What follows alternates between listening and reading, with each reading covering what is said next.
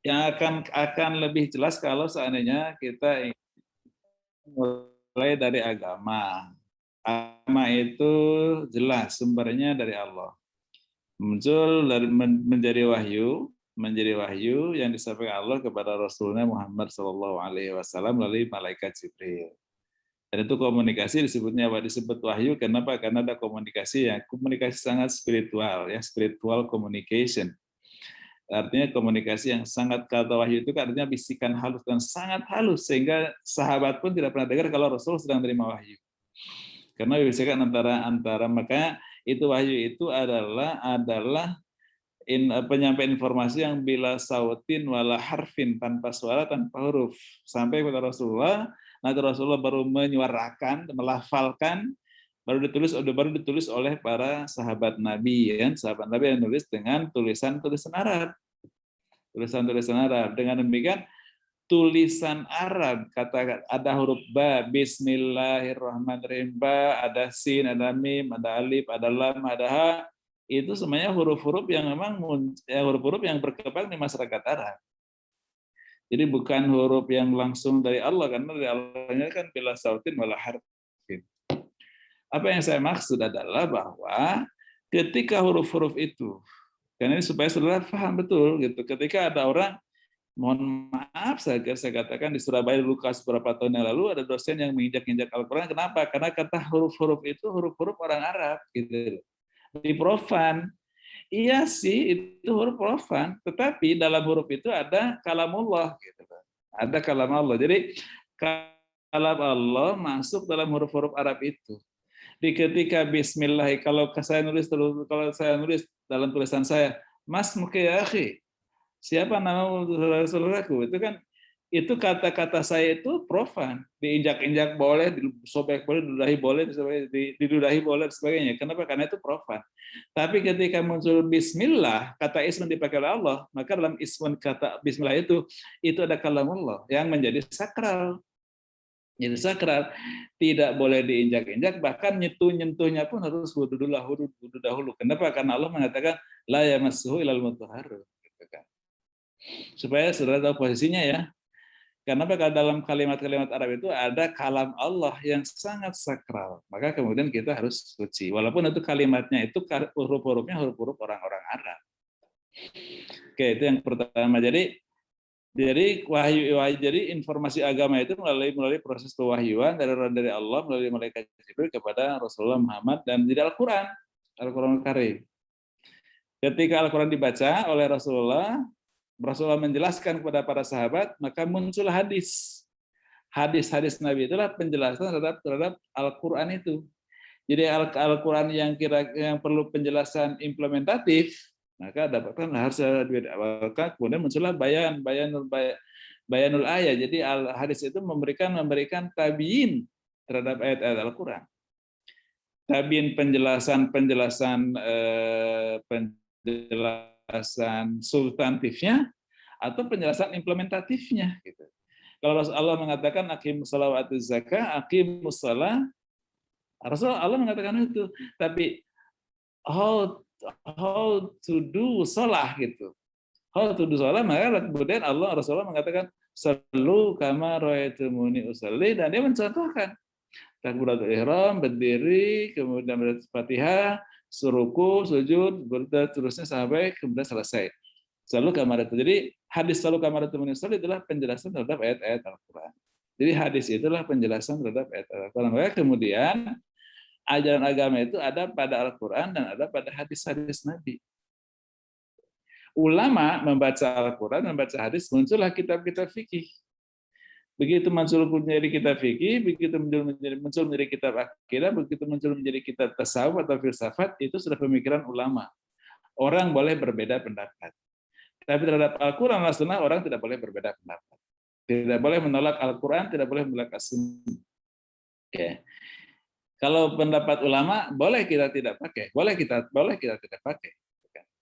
Tidak boleh kita tidak pakai karena itu sudah pendapat ulama. Maka kemudian Al-Quran dan As-Sunnah menjadi doktrin yang sifatnya yang punya universalitas. Jadi yang sangat universal, berlaku untuk semua zaman, semua waktu, semua tempat, dan semua orang.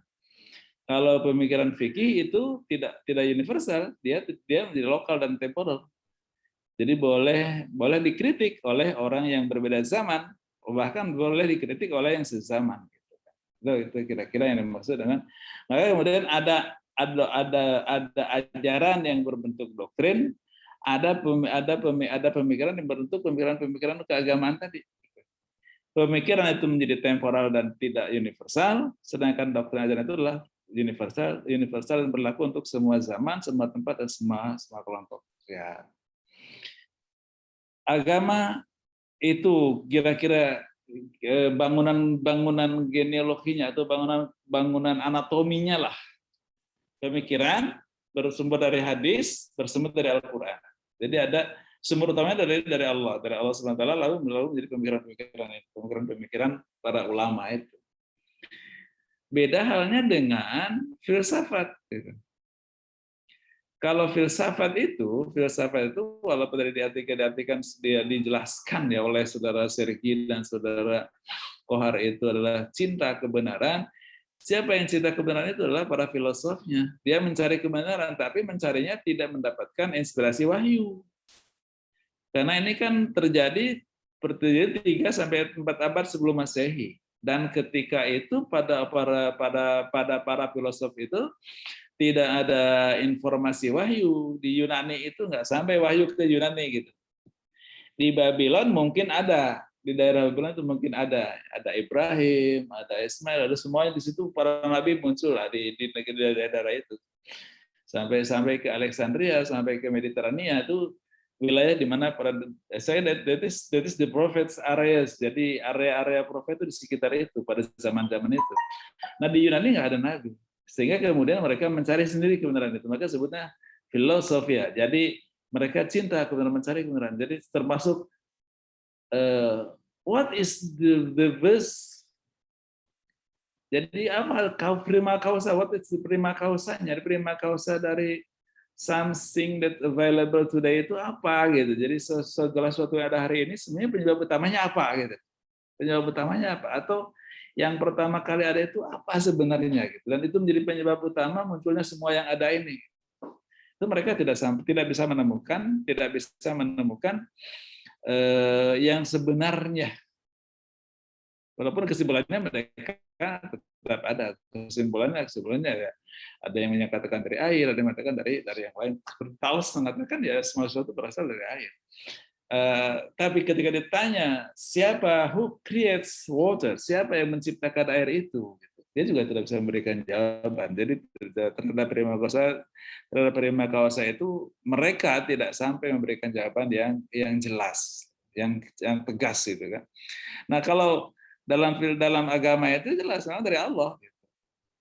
Dan siapa Tuhan? Dia adalah zat yang qiyamuhu binafsihi, yang ada dengan dirinya sendiri. Kita tidak bisa mengatakan who creates the God. Tidak bisa, pertanyaan itu tidak selesai gitu. Tidak akan ada pertanyaan itu. Kenapa? Karena Allah itu sedang memperlihatkan dirinya bahwa dia qiyamuhu binafsihi, dia ada dengan dirinya sendiri. Itu jelas agama itu anatominya dari Tuhan, para nabi, pada para ulama. Muncullah sampai sekarang ada fikih, ada akidah, ada akhlak, ada tasawuf, ada filsafat. Nah, ketika filsafat itu hasil orang berpikir aja gitu, hasil orang berpikir, berkontemplasi, lalu kemudian menjadi sebuah penjelasan yang bisa menjelaskan fenomena alam semesta ini. Gitu. Jadi filsafat itu juga sebenarnya ingin menjelaskan tentang alam ini. Jadi apa tentang what is the creature, who is creator, who is creator, tuh dikaji. Lalu kemudian tentang negara itu apa sih struktur sosial yang terbaik itu seperti apa? Itu mereka berkontemplasi gitu. Berkontemplasi dan tidak ada yang menginspiring, nggak ada malaikat datang terus memberikan wahyu gitu. Tapi mereka menemukan dengan diri sendiri sampai kemudian ketemulah pemikiran seperti dari Aristoteles mengatakan what is the primary cause of the universe itu. Kemudian dia sampai mengatakan bahwa universe itu, bahwa alam semesta ini berasal dari materi pertama. dari materi pertama. Dari materi pertama itu lalu kemudian siapa yang menciptakan materi pertama itu? Jadi tidak ada jawaban. Gitu. Tidak ada jawaban. Sampai di situ mereka bertualang, berekspansi otaknya atau kontemplasinya. Itulah filsafat ya. Jadi filsafat itu sumbernya dari hasil kontemplasi. Agama sumbernya dari wahyu, dari Al-Qur'an, dari Allah melalui proses pewahyuan kepada Rasulnya. Filsafat dari para filosof berkontemplasi, muncul rumusan tentang wisdom, tentang kebijakan dalam menghadapi hidup ini. Nah, ilmu pengetahuan adalah itu berbeda. Ilmu bukan hasil kontemplasi, bukan disampaikan secara tekstual oleh Al-Qur'an, oleh Allah melalui takdir alam semesta, dan ilmu itu adalah penjelasan tentang fenomena alam semesta gitu. Fenomena alam semesta. Apa yang saya maksud? Kalau ada hukum berat jenis dari Archimedes namanya, bahwa setiap benda yang lebih besar benda berat jenisnya daripada air, ditenggelam dilempar ke air, dia akan tenggelam. Batu, karena batu lebih besar berat jenis daripada air, maka dia tenggelam. Tapi kalau kayu karena berat jenisnya lebih rendah daripada air, maka dia akan terapung gitu kan. Ketika muncul hukum berat jenis itu menjelaskan fenomena tentang batu dan kayu yang dilempar ke air. Itu kira-kira. Jadi teori-teori itu adalah penjelasan terhadap fenomena alam semesta. Tapi kemudian untuk semua ilmu fisika, baik tentang kimia, baik contoh tentang air lah. Saya paling gampang karena orang sering memberikan contoh juga. Bahwa air itu kan disimbolkan oleh kimia itu H2O. Satu atom hidrogen ditambah 2 atom oksigen maka akan menjadi air gitu kan. Maka kemudian air itu selalu terbentuk ketika di angkasa raya ada uap hidrogen, ada angin yang membawa oksigen, lalu kemudian oksigen berinteraksi dengan hidrogen, maka muncul air. Maka jadilah air hujan. Nah, kemudian dirumuskan oleh orang-orang kimia bahwa air itu adalah H2O. Satu atom hidrogen plus 2 atom hidrogen. Nah, H2O itu sebenarnya aturan-aturan seperti itu sebenarnya Allah yang menciptakan. Jadi kreatornya of the universe regulation the creator of the universe regulation itu adalah Allah. He is the God, and He was a God, and He is a God. Itu Tuhan. Tapi Tuhan itu tidak menyampaikannya dalam bentuk wahyu yang tertulis. Gitu. Tapi ada pada alam semesta. Gitu. Ada pada alam semesta. Gitu. Nah, lalu kemudian ilmuwan mengamati alam semesta. Muncullah teori-teori itu. Teori-teori itu sebenarnya adalah reformulasi terhadap hukum alam yang Allah ciptakan pada alam semesta, pada kehidupan alam semesta itu. Termasuk juga untuk manusia gitu. Termasuk untuk manusia, bahwa hukum alam untuk manusia, pokoknya kalau di tarbiyah itu semakin tinggi motivasi orang belajar, maka akan semakin baik prestasi belajar. Itu kan teori sosial, teori pendidikan tentang motivasi belajar. Nah, teori itu sebenarnya Allah yang menciptakan, gitu. Bahwa penyebab naiknya indeks prestasi belajar itu karena kita punya motivasi, gitu kan. Nah, motivasi yang pengaruh prestasi itu sebenarnya Allah yang menciptakan, gitu, pada diri kita. Tapi yang menemukan adalah orang-orang yang meneliti tentang motivasi dan prestasi. Siapa ilmuwan tentang pendidikan, psikologi pendidikan. Sekali lagi, bahwa ilmu itu adalah penjelasan terhadap fenomena alam semesta yang sebenarnya hari ini terjadi. Ilmu itu adalah hasil pengamatan terhadap alam semesta. Alam itu ada hutan, ada air, ada tanah, ada api, itu semuanya objek-objek pengamatan. Ada universe, ada lapisan atmosfer, barisfer, sampai ruang angkasa, sampai kemudian astronomi segala macam, itu kan hal-hal benda-benda yang ada di ruang angkasa, itu semuanya tentang universe, tentang alam semesta. Diamati oleh orang, oleh ilmuwan, muncullah teori-teori itu semuanya.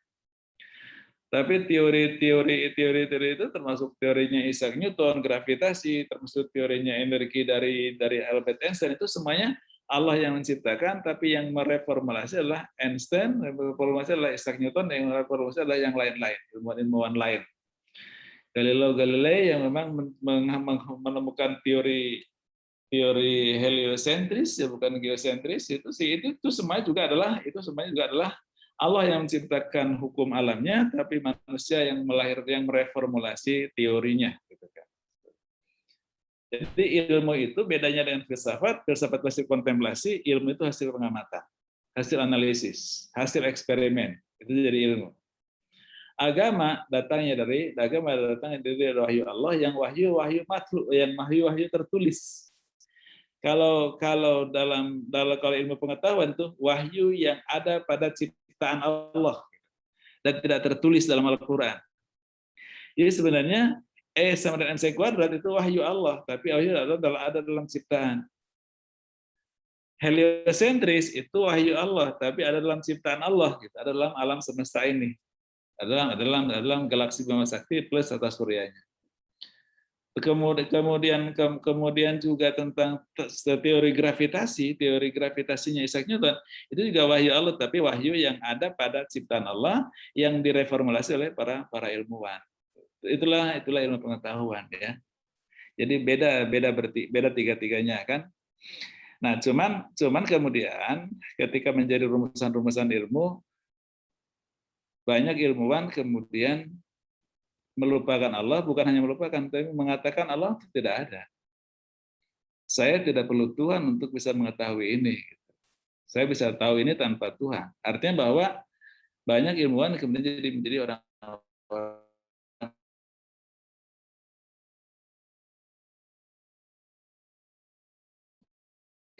berbicara, ya lupa, baik pada wilayah kajiannya, reformulasinya, maupun ketika implementasinya, gitu kan. Maka kemudian seringkali ketika implementasi ilmu menjadi teknologi, ketika implementasi teknologi untuk meningkatkan produktivitas bangsa, untuk meningkatkan ekonomi bangsa, untuk meningkatkan peradaban bangsa, itu implementasi ilmu itu lepas dari agama, sehingga ilmu itu menjadi sekuler. Nah, ketika ilmu itu sekuler, maka kemudian values yang menyertai agama itu, menyertai implementasi ilmu itu bukan lagi religious values, tapi human values, humanity values. Itu. Jadi gimana? Jadi ketika implementasi ilmu, ketika ilmu itu sekuler itu, maka sebenarnya yang menyertai implementasi ilmu itu, etika yang dipikirkan oleh manusia sendiri. Etika yang dipikirkan oleh manusia sendiri. Humanity mereka. Maka kemudian ketika yang dipikirkan oleh mereka sendiri seringkali dipengaruhi oleh nafsunya, oleh keinginan pragmatiknya. Maka kadang-kadang kemudian seringnya ketika implementasi ilmu itu bertentangan dengan religious values atau melawan religious values. Sebenarnya kita belajar tentang ilmu filsafat dan agama, ilmu dalam Islam itu dalam rangka supaya menyatukan kembali implementasi agama dalam bentuk keagamaan, implementasi ilmu dalam bentuk profesi dan sosial, kehidupan sosial kita itu sama-sama bermuara kepada Allah. Sama-sama bermuara. Kenapa? Karena kita di masjid kita juga melaksanakan perintah Allah, di perusahaan juga kita melaksanakan perintah Allah dan menggunakan hukum-hukum Allah. Di masjid kita menggunakan hukum Allah, di perusahaan juga kita menggunakan hukum-hukum Allah. Sehingga dengan demikian maka siapapun ini tetap dia akan mempunyai integritas, honesty, integrity, gitu kan. Lalu kemudian dia menjadi orang yang trusted, orang-orang yang bisa dipercaya. Hari ini yang hilang ini. Hari ini yang hilang ini, barusan saya habis diskusi di sini, bahkan orang kadang-kadang menggunakan isu agama bukan dan ingin blaming agama lain, dan dia tidak punya kepentingan agama, tapi kepentingan untuk pansesnya supaya provider mendapatkan banyak subscribe, gitu. mendapat uang. Itu kan betul-betul dia punya kayak gitu, itu mudah-mudahan kita bisa aware bahwa itu bukan tujuan kita. Tujuan kita implementasi ilmu baik dalam konteks spiritualitas maupun profesionalitas maupun sosialitas kita itu semuanya bermuara kepada Tuhan dan bersama norma-norma Tuhan. Itu sebenarnya saudara ya, saya mengulang kembali pertama, ilmu dan filsafat dan agama itu bedakannya di situ. Itu jelas Sergi sama Kohar? Insya Allah, Prof. Jelas ya? Suara saya masih kedengaran stabil nggak, Bu In? Kalau di saya kadang-kadang agak Suara stabil, suara saya stabil nggak? Kalau di saya kadang Karena ini begitu saya buka, ini begitu buka terkoneksi dengan bandwidth-nya kantor gitu. Dan kantor itu kan kadang nggak stabil. Jadi ketika saya masuk dengan saya udah terkonek, begitu cek, waduh kantor punya nih. Jangan nggak stabil. Tapi stabil ya kedengaran nggak oleh saudara-saudara yang mahasiswa? Suara saya. Dan oke, bagus. Tapi bisa dipahami apa bedanya ilmu kemudian filsafat dan agama ya. Tapi itu in general ya. Nanti detailnya saya lihat tadi Bu In punya Pak PPT bisa menjelaskan lebih detail nanti. Insya Allah, Ini untuk pengantar diskusi saudara karena tadi begitu dibuka forum diskusi yang jawab nggak ada yang jawab karena penjelasan dari Sergi sama Kohar itu kan hasil bacaan dia dituangkan, dibacakan dan tidak dijelaskan secara oral sehingga kemudian apa sih yang dijelaskan oleh Sergi dan Kohar gitu kan. Maka saya bantu menjelaskan, jadi saya jadi juru bicara kedua teman saudara yaitu Kohar dan Sergi. Kira-kira itu yang mereka ingin sampaikan. Filsafat itu begitu kan gitu kan. Dan motif Francis Bacon, kemudian motif siapa lagi tadi Immanuel Kant, banyak yang dikutip itu para filosof gitu kan. Para filosof ingin menjelaskan tentang filsafat tentang apa sih yang mereka hasilkan, ya mereka berkontemplasi, memikirkan lalu melahirkan sebuah reformulasi pemikiran-pemikirannya dan menjadi ilmu gitu.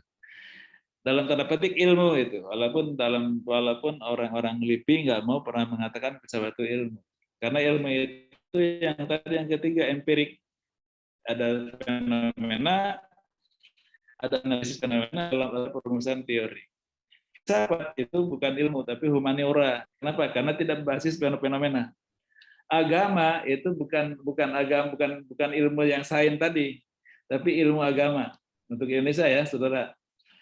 Dahulu agama disatukan di humaniora, tapi saya mencoba bersama Pak Azra dan Pak Mulyadi DPR waktu itu berdebat dengan orang Dikbud, lalu kemudian berhasil mengeluarkan agama dari humaniora sehingga menjadi ilmu agama tersendiri. Kenapa?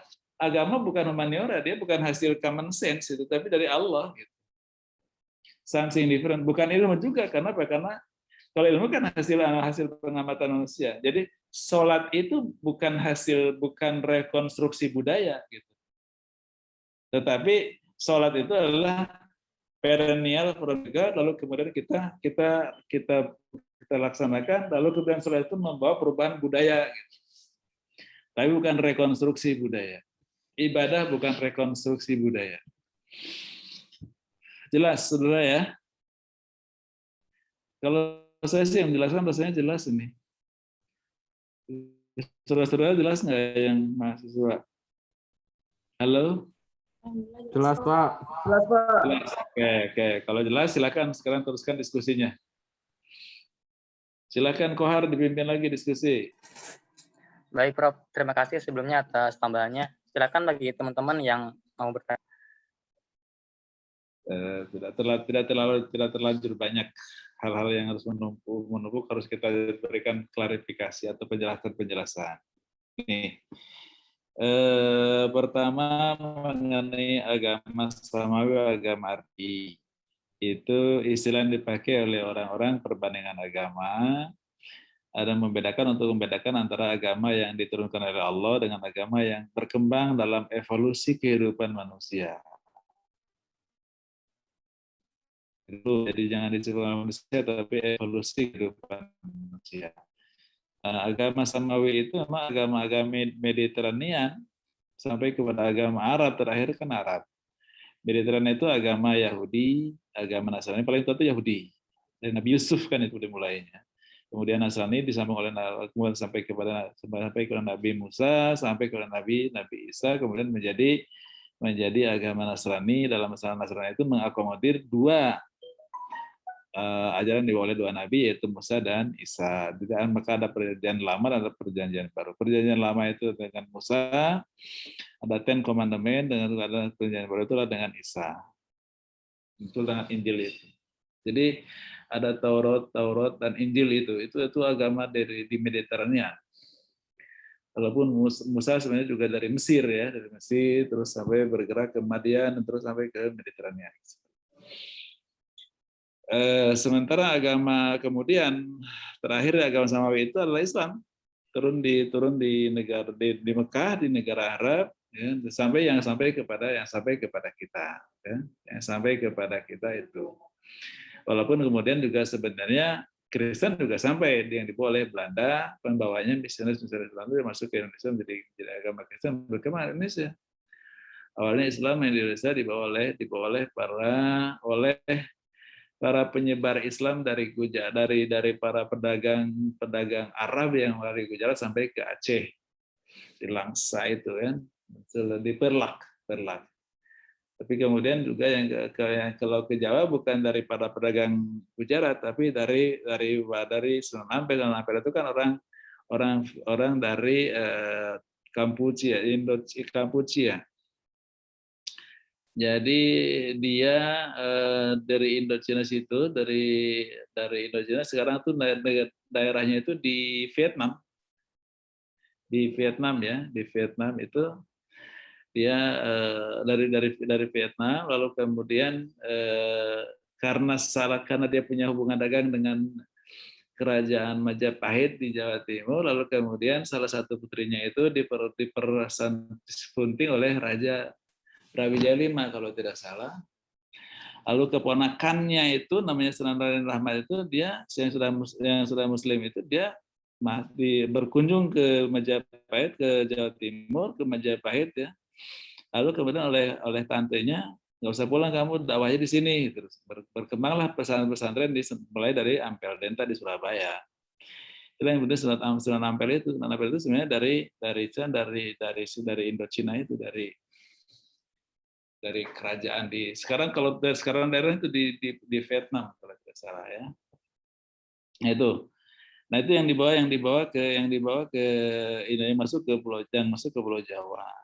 Agak berbeda dengan yang di Jawa Barat. Yang di Jawa Barat itu memang jalurnya jalur dari Sunan Gunung Jati, kemudian Syarif Hidayatullah yang memang jalurnya itu jalur dari Mesir.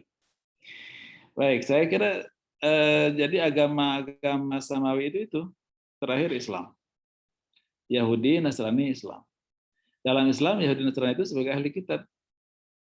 Dan sebenarnya hubungan antara ahli kitab dan Islam itu sebenarnya lebih dihubungkan oleh Al-Quran. Al-Quran itu memberikan peluang untuk kita berkomunikasi, bersimbiosis ya. Jadi tidak untuk saling bertentangan satu sama lain, tetapi kemudian ada beberapa aturan norma yang harus ditaati karena memang ahli kitab itu secara sosiologis sudah ada, cuman kemudian Allah menghendaki sebenarnya inadina Islam gitu. Tapi kan tidak ada juga kemudian untuk semua orang berada di wilayah dakwahnya Rasulullah Muhammad SAW. Maka orang-orang dari Mediterranean itu tidak terjangkau oleh dakwah Nabi. Bahkan dalam perang Tabuk itu ya mereka berlawanan atau bertentangan atau berhadapan-hadapan antara Islam dengan orang-orang Kristen. Itu tentang agama Samawi. Sedangkan agama Ardi itu adalah agama-agama yang terbentuk dalam evolusi kehidupan manusia. Orang-orang Hindu itu kemudian dari dia menjadi mempunyai atau mengembangkan agama Hinduism, orang-orang Hinduism. Nah, ketika mohon maaf sekali lagi ya, ketika saya masih pernah kuliah di Fakultas Adab itu di semester pertama, dosen sejarah saya mengatakan kemungkinan itu tokoh-tokoh Hindu awal itulah termasuk nabi-nabi yang minhum naqsus alaika minhum malam naqsus alaika gitu. Ada nabi yang tidak pernah disebutkan dalam Al-Qur'an gitu. Kenapa? Karena dia juga membawa ajaran-ajaran kebenaran. Ajaran-ajaran kebenaran walaupun memang dari segi sistem keyakinan teologisnya pasti tidak sama dengan Islam. Juga Kristen juga tidak sama dengan Islam. Jadi banyak yang berbeda gitu. Tapi secara keseluruhan bahwa agama-agama itu membawa misi kebenaran. Cuman kadang-kadang mendefinisikan kebenaran ini berbeda-beda. Khususnya dalam sistem teologinya. Buddhism juga dari situ. Buddhism kan pecahan dari Hinduism. Hinduism jadi muncul Buddhism. Sedangkan di Indonesia itu kan tambah lagi satu agama yaitu Konghucu. Konghucu itu agama yang dibawa oleh Kongcu, itu dari Konghucu itu nama-nama pembawanya gitu, nama-nama. Dan mereka sendiri mengatakan bahwa itu nabi mereka gitu. Nah begitu ditanya siapa Tuhannya, selalu mereka mengatakan transenden gitu. Transenden itu adalah satu undefinable, jadi sesuatu yang tidak bisa didefinisikan tentang Tuhan mereka. Itu Hindu juga begitu, Buddha juga begitu. Jadi ketika bicara tentang Tuhan, mereka bilang transenden, sesuatu yang undefinable, jadi tidak bisa didefinisikan. Transenden. Jadi memang dari evolusi kehidupan manusia sehingga terbentuk ajaran itu. Karena itu dari nenek moyangnya begitu. Sudah mereka terima. Dan dalam definisi Islam mengatakan bahwa yang itu Islam dan itu Islam, tapi Allah mengatakan laik rafidin, tidak terpaksa. Mereka istilah beragama Hindu ya, kalau memang tidak yakin dengan Islam ya teruskan aja gitu kan. Tapi Allah mengatakan itu adalah salah yang menurut keyakinan kita, tapi tidak boleh mengatakan itu kepada mereka karena mereka yakin itu adalah kebenaran. Nah, inti dari agama Samawi, agama Ardi itu pada dasarnya bahwa kalau agama Samawi itu betul-betul itu ajarannya datang dari Tuhan sampai diterjemahkan oleh para rasulnya, sampai diterjemahkan oleh para pendeta, kalau di Kristen para pendeta dan para pastornya, kalau di Kristen dan Katolik. Kalau di kita dijelaskan oleh para ulama kita gitu. Sehingga menjadi pemikiran-pemikiran keagamaan. Nah, demikian juga dengan semua agama, termasuk juga agama yang tadi itu evolusi kehidupan manusia, itu mereka juga punya kitab suci.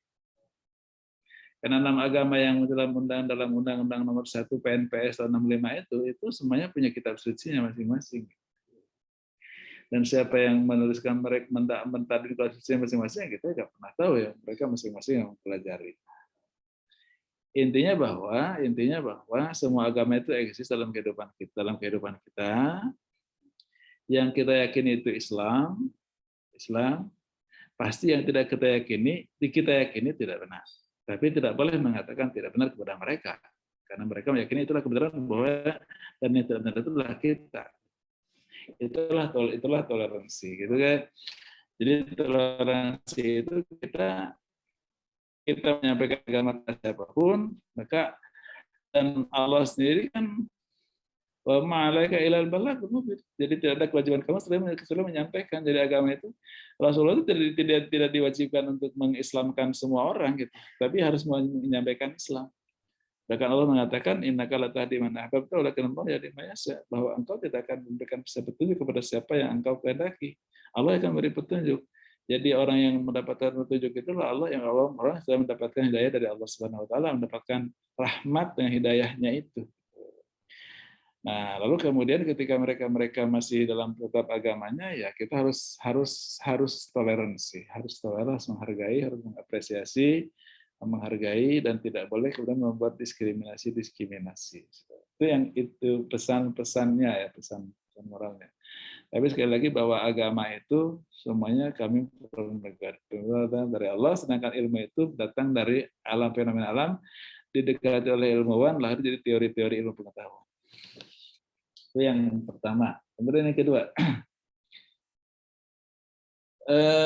ilmu dan filsafat hakikat diciptakan keduanya gini, saudara ya, bahwa ilmu itu sekali lagi teori-teori ilmu, formula-formulanya ada pada hukum alam, ada pada alam semesta. Ada pada hukum alam. Cuma hukum alam itu kan tidak diketahui, nggak ada kitab sucinya. Hukum alam itu yang kemudian ditemukan oleh para ilmuwan. Jadi ilmuwan itu sebenarnya mereformulasi wahyu Allah yang Allah sampaikan dalam ciptaannya. Gitu. Jadi sekali lagi, bahwa Isaac Newton itu mempunyai teori gravitasi sebenarnya mereformulasi ilmu Allah. Cuman kemudian dia sendiri tidak mengaku bahwa Allah itu eksis gitu loh. Allah itu eksis. Sehingga bagi dia tidak merasa tidak merasa perlu kepada Allah gitu kan. Dia tidak merasa perlu kepada Tuhan gitu karena dengan dirinya dia bisa menemukan mereformulasi teori-teorinya itu gitu. Tapi bagi kita sebagai muslim kita berkeyakinan bahwa Albert Einstein, Isaac Newton, Pythagoras, Archimedes semuanya adalah mereformulasi wahyu-wahyu Allah yang ada pada alam semesta. Dengan demikian ilmu-ilmu tadi ketika kita implementasikan seperti tadi dikatakan oleh Khairul dan ontologinya, ada aksiologinya. Ketika diaksiologikan, maka aksiologinya itu harus didedikasikan untuk Tuhan dan diimplementasikan bersama hukum-hukum Allah dan etika-etika Allah, etika-etika Tuhan yang Allah sampaikan kepada kita melalui kitab sucinya. Itu yang perlu kita ingatkan dari awal ya. Jadi hakikat ilmu itu sebenarnya itu. Lalu kemudian untuk apa ilmu itu? Untuk apa ilmu itu? Kenapa harus kita punya ilmu? Allah sendiri mengatakan dalam Al-Quran ya, yarfa'illahu alladziina aamanu minkum walladziina utul ilma darajat. Jadi ketika kita menguasai ilmu, maka kita akan mempunyai kehidupan yang jauh lebih baik gitu. Bahwa alam semesta ini kan penuh dengan rahmat dan berkat dari Allah. Harus dieksplorasi. Di laut banyak ikan. Di laut banyak mineral. Di laut banyak kekayaan yang Allah simpan di situ untuk umat manusia. Tapi untuk mendapatkan ikan, mendapatkan mineral, mendapatkan semuanya dalam Tuhan dalam laut itu harus pakai knowledge, harus pakai teknologi gitu. Kalau kita kuasai teknologi, maka kita akan menguasai semua resource tersebut dan kita akan mempunyai kehidupan yang lebih baik daripada orang lain di dunia gitu loh. Ujungnya. Jadi menguasai ilmu itu untuk bisa menguasai alam semesta sehingga kemudian kita bisa menjadi masyarakat yang ekonominya baik, melampaui orang-orang lain di dunia. Penguasaan teknologinya baik, melampaui orang-orang lain di dunia, gitu kan. Kemudian juga aksiologi ilmunya baik. Kenapa? Karena dengan etika Tuhan. Etika Tuhan. Sehingga kemudian Allah menjamin kalau itu kalian lakukan, 3 tadi kalian lakukan, kalian akan menjadi kuntum khaira ummah ukhrijat, kalian akan jadi umat yang terbaik di dunia ini. Menguasai ekonomi, menguasai teknologi, menguasai perdagangan, tapi menguasai etika gitu, mengimplementasikan etika, akhlak, sehingga kemudian orang trust akan kita. Kenapa? Karena akhlaknya, karena kejujurannya, karena honesty-nya gitu, karena integritinya gitu. Itu maka kemudian kita harus belajar menguasai ilmu gitu. Dan saudara sekarang kan belajar di tarbiyah untuk jadi guru, maka saudara harus bisa menguasai ilmu pendidikan. Harus bisa menguasai ilmu pendidikan. Karena saudara harus menjadi guru-guru yang baik, yang menguasai content of teaching saudara, ada 4 konten. 1 Quran hadis, tafsir hadis, yang kedua fikih, yang ketiga akidah akhlak, yang keempat sejarah. Itu harus dikuasai dengan baik gitu. Kalau saudara menguasai keempatnya dengan baik, maka saudara menjadi the best teachers in Indonesia. Nanti kemudian kalau Anda juga menguasai jauh lebih baik dan orang tahu bahwa Anda hebat, maka Anda you are going to be the best teachers in the ASEAN countries. Maka ketika butuh guru agama, orang Malaysia yang dikontak adalah Anda. Itulah kuntum khaira ummatin ukhrijat linnas. Itulah yarfa'illahu alladziina aamanu minkum walladziina utul ilma darajat. Jadi pentingnya punya ilmu itu di situ. Makanya kalau menurut saya ini nasihat saya sebagai orang tua ya. Belajarlah supaya kalian pintar gitu loh. Belajarlah supaya kalian pintar. Jadi belajar semaksimal mungkin ketika Anda kuliah, maka ketika dosen suruh baca 5 buku, baca 5-5-nya gitu.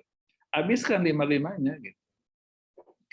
Karena kalau saya tamat, dosen mengatakan 5 buku wajib, ini, saya baca tamat buku itu. Jadi saya S1 itu, kalau ada 60 mata kuliah, ada 300 buku yang saya baca, dan tamat. Gitu. Tamat itu baca, tapi membaca saya agak berbeda dengan karena saya bukan orang yang pinter, maka kemudian kalau membaca saya nggak cukup baca, harus ditulis. Baca, tulis ulang, disimpan, tulis ulang, tulis tangan. Nggak untuk apa-apa, untuk sekedar mengingat aja gitu. Karena kalau sudah dua kali belajar membaca, menulis gitu kan. Apalagi kalau sudah mulai agak sedikit boring, kepala saya udah pusing, saya ajak teman diskusi di kelas untuk ilmu yang saya baca itu gitu, supaya terrefresh gitu. Nah itu maka kemudian banyak ilmu yang saya punyai, saya ketika jawab soal selalu baik. Maka saya banyak A, nilai saya banyak A. Dan zaman itu A itu 90-100. C itu 70, B itu 80 gitu, dan hampir semuanya A kan 90 semua nilai. Kenapa? Karena banyak ilmu yang dibaca, banyak buku yang dibaca. Sekali lagi bahwa ya untuk supaya kita bisa dipercaya orang ya harus menguasai ilmu. Sekali lagi saudara Faisal ya, kenapa harus menguasai ilmu ya, karena dengan ilmu itu kita bisa menguasai peradaban dan bisa menguasai ekonomi, bisa menguasai dunia, dan kita akan jadi umat yang terbaik di dunia dan melampaui orang-orang lain di dunia. Sekarang teknologi IT kan kita masih di bawah orang lain, maka kemudian kita ngikut pada Cina, ikut pada Taiwan. HP saja kita masih pakai HP Taiwan, belum pakai HP kita. Saya ketika ke Taiwan ketemu dengan salah seorang menterinya, saya tanya what's your capital? Dia bilang we have 2 capitals, hurricanes and earthquake. Jadi saya punya 2 modal. Apa itu? Yaitu badai dan gempa bumi. Itu aja. Jadi karena kami sering badai, sering gempa bumi, maka kami harus kreatif. Nah, gitu. Indonesia ini punya human resource dan segala macam, tapi mungkin ya kita belum leading dalam soal pengetahuan kira-kira. Itu saudara Faisal ya. Jadi ilmu itu supaya kita menjadi bisa lebih baik dari orang lain, karena menguasai dunia ya harus dengan ilmu dan peradaban. Tidak bisa dengan power dan kekuasaan dan segala macam. Nggak usah terlalu mimpi khilafah segala macam lain, nggak ada gunanya. Ilmu aja kuasai, pasti menguasai dunia loh.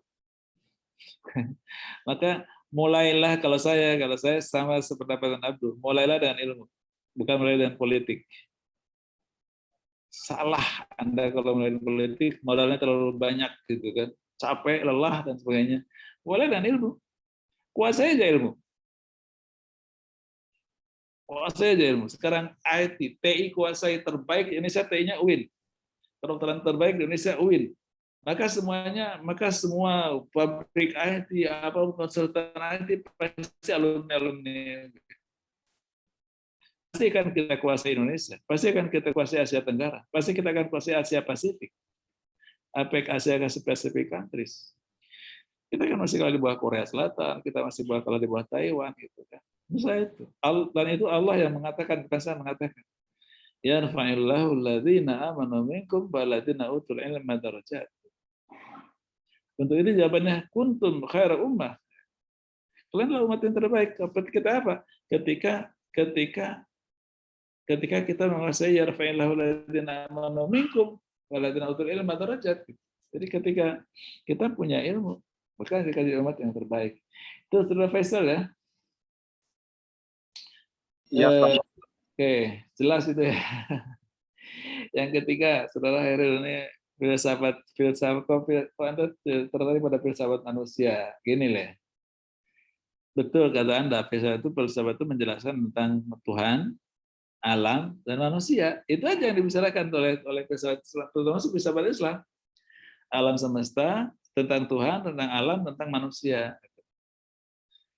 Tapi kalau bicara tentang tiga-tiganya, saya kira ya lama juga ya, dan juga ayam saya juga terlalu lelah juga saya menjelaskan itu ya, karena terlalu banyak harus kita jelaskan. Tapi kalau bicara tentang manusia saja gini, kan filsafat itu ingin menjelaskan tentang manusia. Manusia itu unik. Pertama, dalam manusia itu bisa memahami teori pengetahuan, terutama teori astronomi, teori penciptaan alam, teori kimia, teori termasuk teori pendidikan, teori ekonomi itu bisa dikembangkan gitu. Bisa dikembangkan. Kalau dilihat unsur yang ada pada manusia, ada otak, ada jantung, ada paru-paru, ada lever, semuanya ada. Sama dengan yang ada pada kambing. Kambing punya otak, kambing punya jantung, kambing punya paru-paru, kambing punya lever, semuanya apa? Semua yang dia punya ada pada kita gitu loh. Artinya sama kita dengan kambing dan kerbau itu sama gitu loh. Tapi kenapa kita bisa menguasai teori-teori gravitasi? Kenapa kita bisa menguasai teori-teori fisika, sedangkan kambing dan kerbau tidak gitu loh. Tidak. Nah, jawaban filsafatnya adalah karena pada manusia ada ruh. Pada kerbau tidak ada ruh, gitu kan.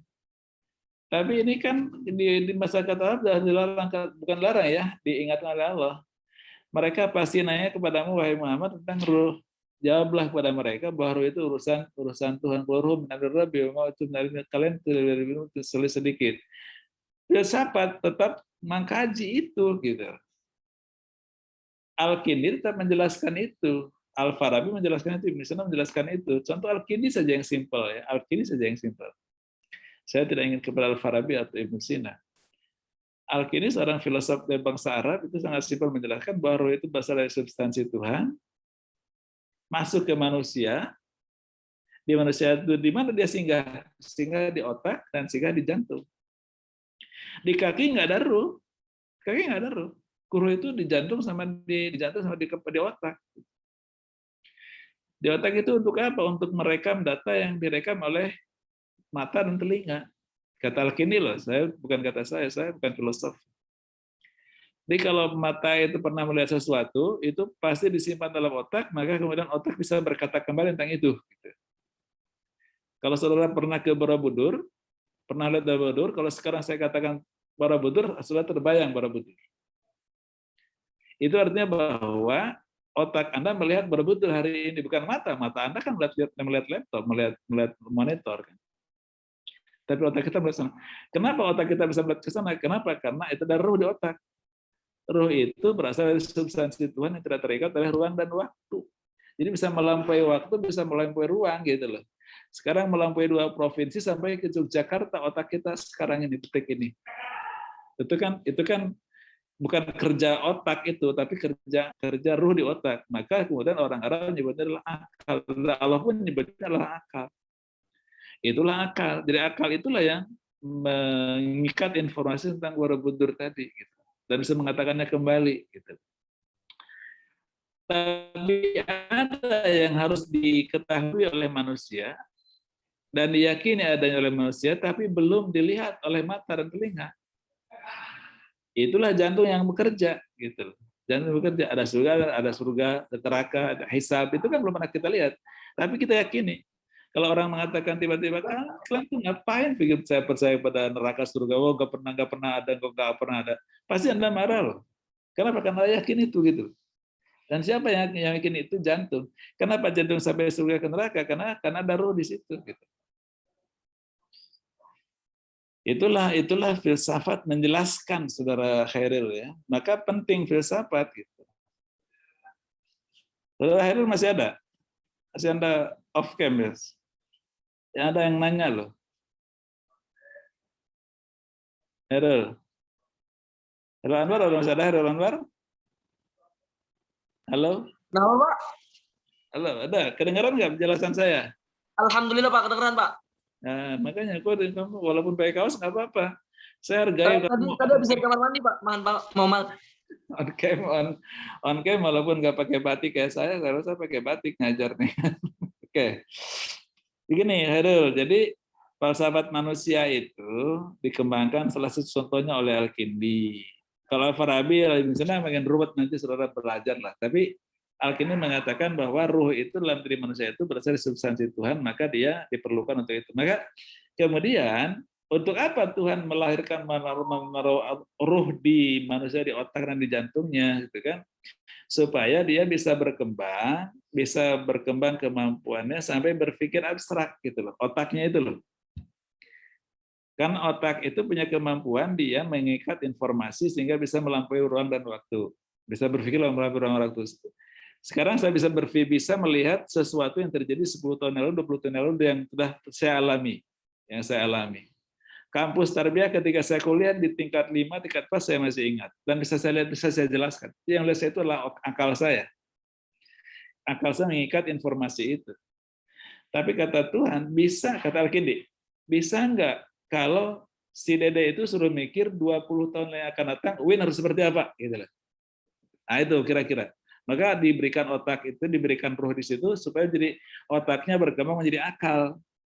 Akal itu yang bisa berpikir yang abstrak ke depan gitu, yang berpikir yang bukan abstrak ya, berpikir yang gaib ya ke depan, sesuatu yang belum kelihatan dan belum ada hari ini, tapi bisa kita rekonstruksi ke depan harus seperti apa gitu. Kalau umpamanya UIN sekarang ingin supaya mempersiapkan mahasiswanya masuk ke pasar Asia Pasifik tahun 2030, kita harus konsep sekarang. Yang konsep itu adalah akal kita. Itulah filsafat manusia, saudara Hairil.